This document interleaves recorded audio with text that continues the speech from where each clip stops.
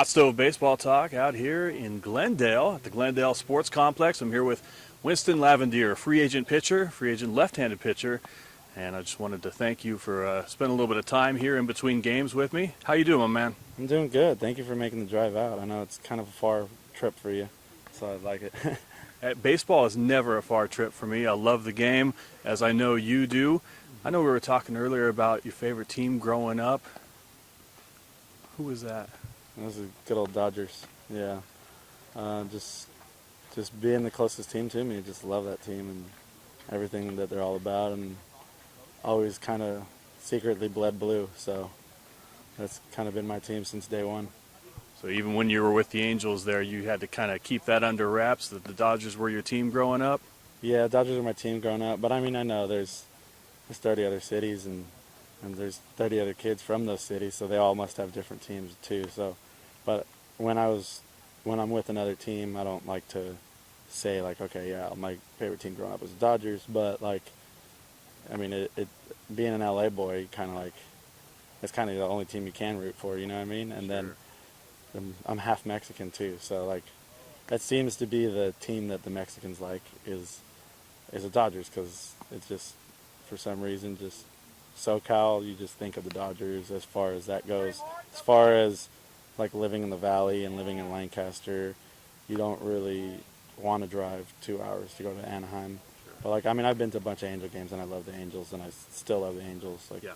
they're my team that drafted me, so still got some love for them. I was going to say, yeah, I mean, any team that gives you a shot, that probably becomes your favorite team at that point. You know, they get you to the dance, then that's your team. Speaking of which, I mean, you're a free agent right now, as I mentioned earlier. Dude, you're throwing 96 miles an hour. You got the high spin rate on the fastball and the curveball.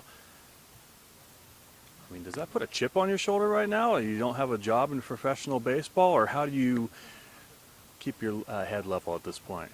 You know, I just grind. Like, that's, you just got to keep working hard. Eventually someone will give me a shot. Eventually I'll get that spring training invite, or eventually I'll get the contract or something like that. So I know as long as I keep grinding and as long as I keep throwing hard, then I have a shot somewhere. And I feel like that's why I've still got a jersey on my back.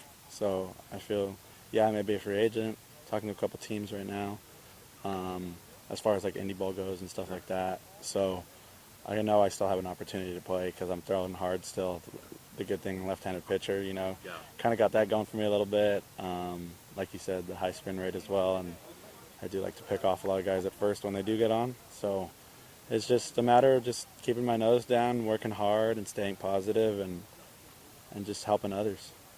You know, we were talking, and you were kind of telling me your story a little bit and your backstory, and I think hard work, perseverance, and getting through adversity has been themes in your story. Does that just help you as far as the next step right now? Yeah, I mean, that definitely plays a big role in the next step, and like kind of like waiting, kind of just like hoping somebody gives me that shot. And like I told you before, just throughout my entire life, I've always had to prove myself. And I just feel like this is just another one of those times, because I feel like every time I prove myself, it's like, dang, Winston really can pitch.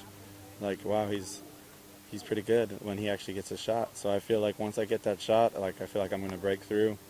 And then I feel like that's what keeps me positive, is just knowing I can throw it hard, knowing I got that spin rate, knowing I got the pickoff, and then just knowing my hard work eventually will pay off, whether that be playing or whether that be coaching. And I'd put the same effort as I put in playing to coaching.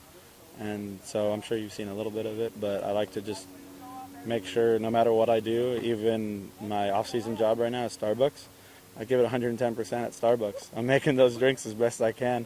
So I think that's just a common theme for me, is just work hard and eventually things pay off.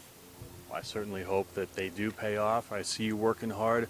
I hope you get that opportunity, and I thank you so much for spending some time with us. Go get them, my man. Thank you. I appreciate everything. Okay? Yeah, that's good. Thanks, brother. Thank you.